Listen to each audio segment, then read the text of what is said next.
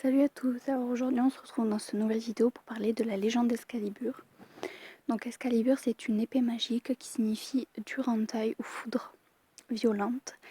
Elle est offerte par Merlin l'Enchanteur au roi, alors excusez mon anglais, Uther Pendragon, pour qu'il parvienne à unifier les peuples.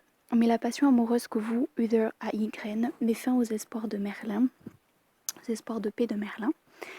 Donc Merlin, il lui permet de passer une nuit avec Ygraine, mais il demande en échange l'enfant issu de leur amour.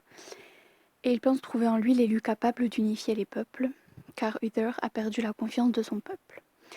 Donc Arthur, il fut donc confié bébé à Merlin, qui chargea l'homme de confiance d'Uther, Pendragon, et le père de Queux, de l'élever. Donc Queux, il devient le premier compagnon de jeu d'Arthur depuis l'enfance. Avant de mourir, Uther Pendragon, il plante Excalibur dans un rocher, l'épée ne pouvant être libérée que par la main de l'élu.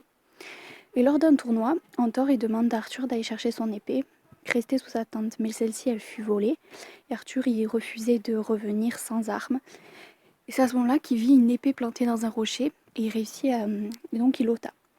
Cette épée elle ne pouvait être ôtée que par celui qui deviendrait le futur roi. Et tout le monde avait échoué avant Arthur.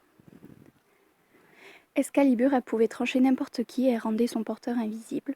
Alors ce qu'il faut savoir, c'est que dans d'autres récits, Excalibur, elle sort d'un lac porté par une main et elle est remise à Arthur par Viviane, qui est la dame du lac. Donc c'est une sorcière et Merlin, il serait tombé éperdument amoureux d'elle. Et il lui dévoila tous les secrets, dont celui de garder un homme à tout jamais. Donc Merlin, il savait que c'était une sorcière, donc elle pouvait aller à l'encontre de ce qu'il disait, mais elle utilisa ce sort-là contre Merlin pour l'avoir pour toujours.